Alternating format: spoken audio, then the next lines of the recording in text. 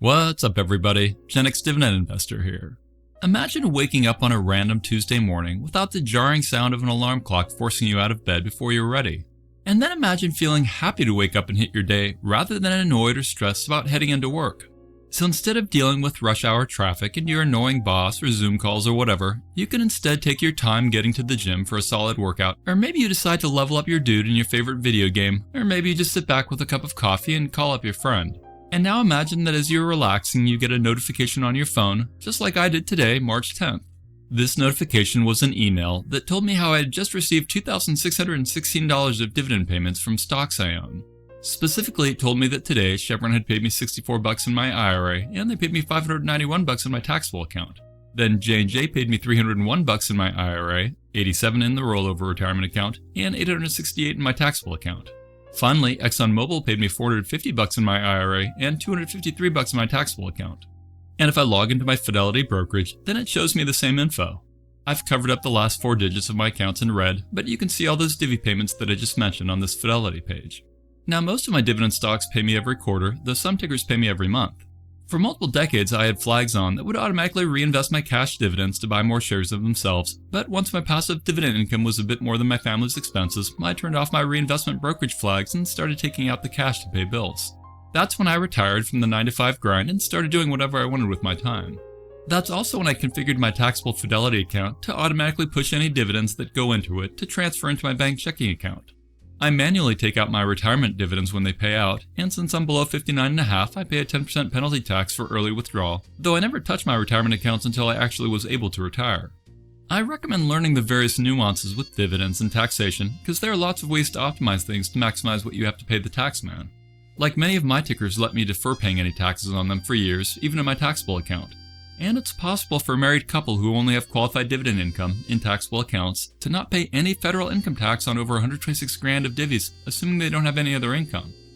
Another crazy part to me is that my taxes would actually be higher if my income came from working a job than it is getting investment dividend income. So yeah, the working man often gets screwed while investors get tax breaks. That's just the reality of things, so keep educating yourself and then invest in a way that makes sense for you. And the coolest thing about all that dividend income pouring in is that I didn't have to lift a finger or do anything for it. Yes, I worked hard for decades to build up my portfolio, but now it's like an ATM machine which keeps spewing out cash at me.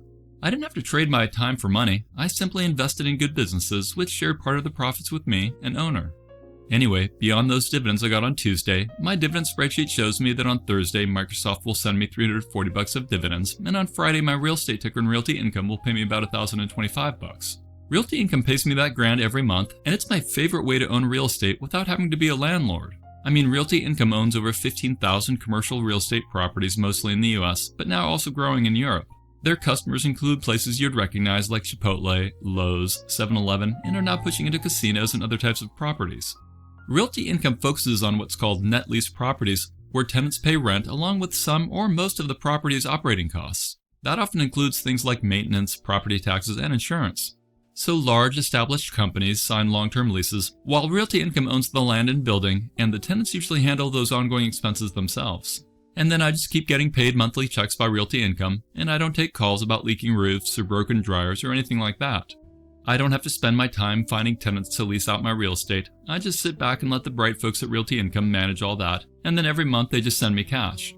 And Realty Income has been paying and increasing their dividend for over 30 consecutive years. So my dividend income has kept growing, usually faster than inflation, and I do basically nothing to see that cash flow in. And that's why I call it the only infinite money glitch that works.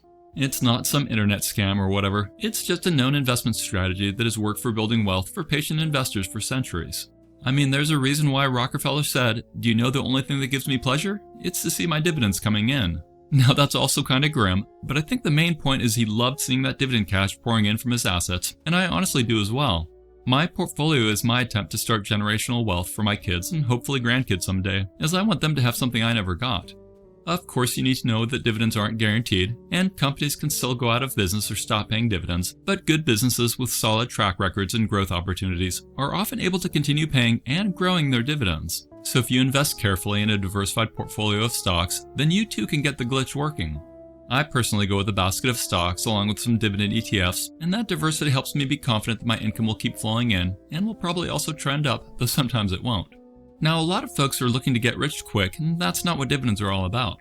They're about playing the long game. So this isn't about day trading or finding some penny stock that you hope will shoot up.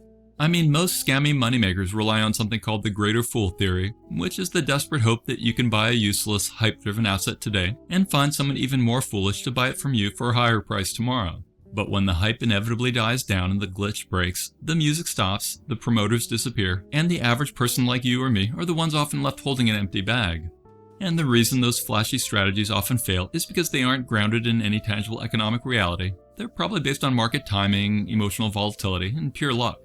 So to me, real sustainable wealth isn't about trying to perfectly time a pump and dump or catching a lightning strike in a bottle. It's about owning assets that produce measurable value for society every single day. Like I own stock in McDonald's and Coca-Cola and Pepsi and stuff like that, names you'd recognize and probably have used. And speaking of McDonald's, my wife thought it'd be fun for us tonight to try the new Big Arch Burger, so we shared one and we both liked it. Now, their CEO definitely put his foot in his mouth when he was pitching it, but live and learn. Anyway, if you're new to my channel or investing, then you might be asking yourself, what exactly is a dividend and why should I care about it more than a soaring stock price? Well, it's one of the simplest and most honest concepts in the entire world of finance, yet it's the one many people overlook because it often isn't huge. So when a massive, profitable corporation makes more money than it needs to operate, the board of directors has very few specific choices to make with that excess cash. They can reinvest their money back into the business to fuel more growth, they can use it to buy back their own shares to help try to push the stock price higher, or they can take a chunk of that cold hard profit and send it directly to the people who actually own the company, aka the shareholders. That person's potentially you. If you even own one single share of that company, then you should get your cut of the profits in the form of a dividend payment, assuming the company pays dividends. If you own 10,000 shares, your cut's obviously much larger, but the fundamental principle remains the same. You're a partial owner of a multi-billion-dollar corporation, and they're paying you a portion of their profits. This isn't based on the stock price, it's based on how many shares you own and what the board of directors votes to pay per share per period of time. So you don't need to look at candle patterns on a monitor or day trade or anything like that, you're just buying good companies and then waiting for the dividends to flow in. And that's why the strategy starts to feel like a genuine cheat code compared to people who try to buy low and sell high. I mean, in almost every other form of investing, if you want to actually use your wealth, whether that's to buy a car, take a vacation, or pay off your mortgage, you're forced to sell your assets. You have to sell your Bitcoin, you have to sell your growth stocks, you have to sell whatever, and the moment you do that, you own less of that asset than you did the day before. I mean, you're effectively killing the goose to get the golden egg, and eventually, if you keep selling off pieces of your portfolio to fund your lifestyle, you're going to run out of goose. But with a dedicated and solid dividend strategy, the goose stays alive, it stays in your yard, and it actually tends to get fatter and healthier over time. You keep every single one of your shares, which means you still own the exact same percentage of the company, but the company sends you the cash you need anyway. It's infinite because as long as that company remains profitable and productive, they can keep sending you those checks for the rest of your life without you ever having to reduce your ownership position. And those dividend payments can continue even when you're dead, which is the generational wealth thing I was previously talking about. Please leave me a comment and tell me if it excites you thinking about creating generational wealth for your kids or future heirs, or if that doesn't matter to you at all. Bottom line, divvies can be the income for your daily needs while the underlying asset remains perfectly intact, aka you don't have to sell shares. That's basically a true functional definition of a money glitch. Now let's take a deeper dive into the infinite loop, which is where the math starts to get incredibly exciting and where most impatient investors unfortunately lose their way. Okay, so when you're first starting out on this journey, your monthly and quarterly dividends might only amount to a few bucks, and it can be discouraging to see such a small amount of progress. I mean, most people see $2 or $3 hit their account and they immediately think, that's a waste of time, I can't even buy a decent lunch with that, so they quit and go back to chasing the next big thing. But here's the secret that the smart folks understand. Don't spend the divvies. Instead, you feed it back into the machine and buy even more shares. This is what we call a dividend reinvestment plan, or DRIP, and it's the mechanical heart of the entire infinite money glitch.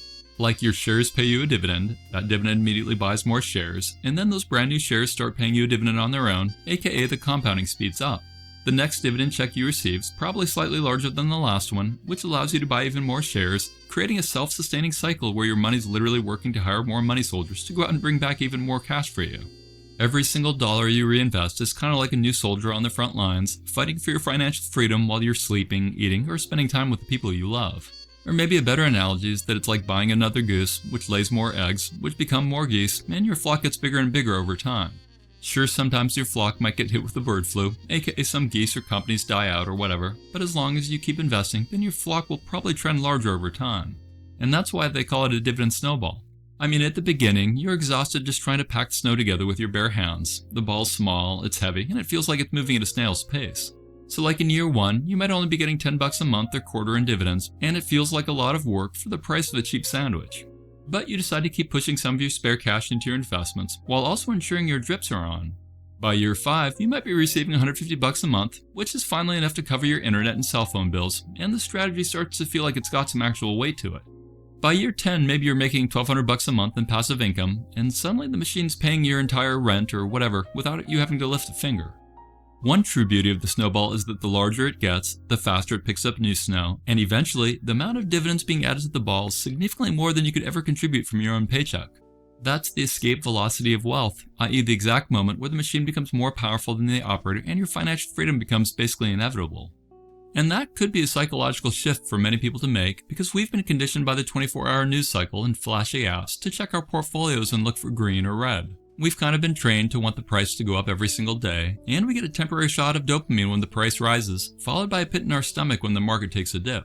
But as a dividend investor, I can tell you that fluctuating prices don't rattle you too much. It's kind of like if you owned a rental house, then you probably won't freak out if Zillow says your property was worth 5% less because your tenant is still paying you rent.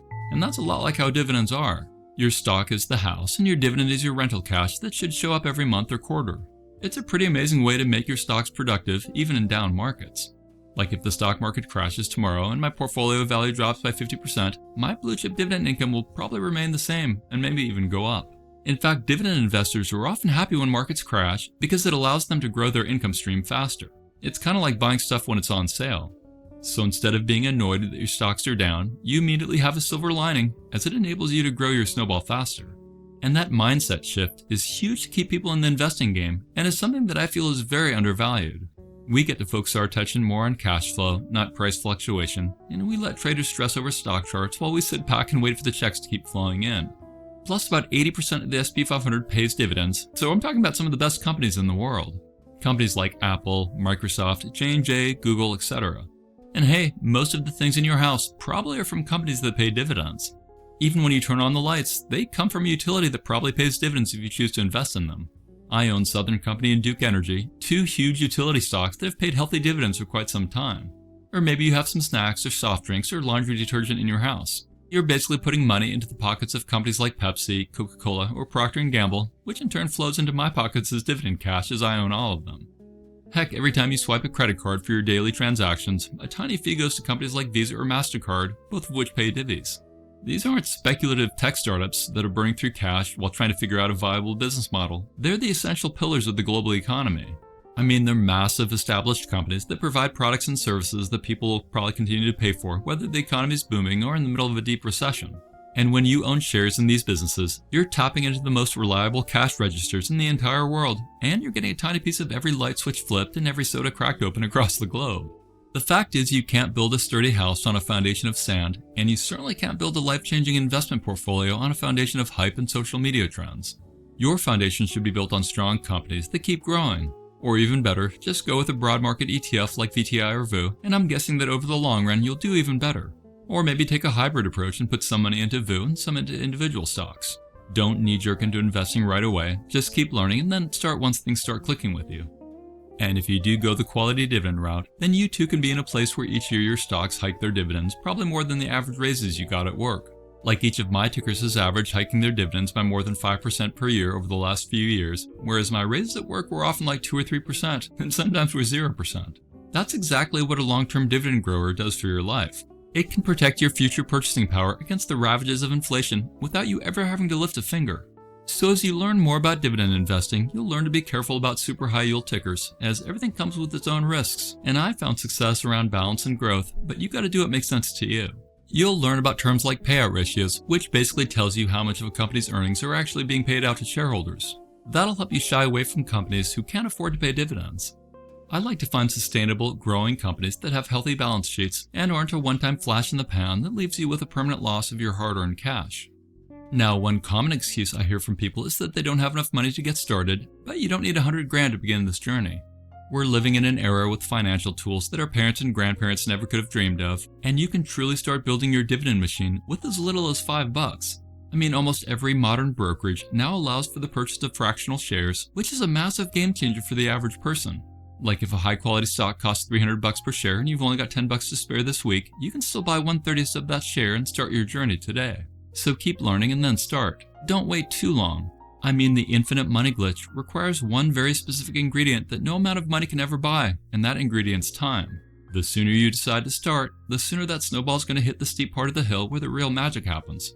So don't fall into the trap of waiting until you've got lots of money to invest. Yes, you need to pay off high interest debt, perhaps build an emergency fund, and then start your investing snowball.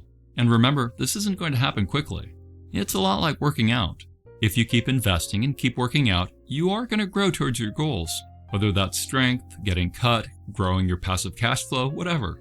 You'll sometimes get injured, get sick, make some bad investments, whatever, but you live and learn and keep pushing forward. Play the long game and slowly and methodically build a stronger future, whether that's for your body or your finances or whatever. I can tell you from my own personal experience that the peace of mind you feel when your bills are all being paid by your investments rather than your time is absolutely incredible. It's an awesome form of freedom, and it's something you created for yourself. It can fundamentally change how you look at the world, how you spend your time, and how you plan for your family's future. So at the end of the day, is this strategy really a glitch in the system? I mean, no, not in the sense that it's a mistake or a bug. It's simply part of how the global financial system was designed to work for those who actually take the time to understand the rules of the game. The real infinite money glitch is the simple, repeatable act of owning productive businesses that pay you over and over again while your underlying shares remain perfectly intact.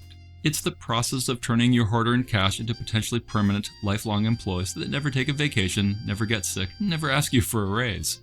It's about making sure that your money eventually works much harder for you than you ever had to work for the money in the first place. Now I ask you to leave me a comment and tell me if you're building a dividend snowball or if you're thinking about building one. And then do me a final favor and hit the thumbs up button, subscribe if you haven't yet, and click that bell notification. Now I'd like to show my gratitude to subscribers who left me kind comments, so I'm going to shout out 10 who've done just that. So thank yous go out to Blue Collar Bullion Baller, Racer X6, Racer X143, who has a similar name but I believe is a different person, Ty Jameson, BD Pilot, Phil Am Phil, Investments with John, Shamil L, and then multiple from New York Nick, and multiple from Dean Rotering. Thanks folks, I really appreciate it. Next I'd like to pitch my Seeking Alpha affiliate link, which often has benefits when new people sign up. I'd also like to pitch my Fast Graphs affiliate link along with my coupon code in the description of this video, as using both will allow new subscribers to get 25% off their first payment even if they sign up for a full year. Also check out my Patreon page and or consider joining my channel membership, as both have some cool perks you might like. Finally, I'll close this off by recommending that everyone join my free Dividend Discord chat server, which has over 11,000 dividend investors on it from 87 countries around the world. Thanks for watching, stay positive, and I'll talk to you again real soon. Remember, I'm not a financial advisor and my videos are for entertainment and inspirational purposes only. Investing of any kind involves risk. I'm only sharing my opinions with no guarantee of gains or losses on investments.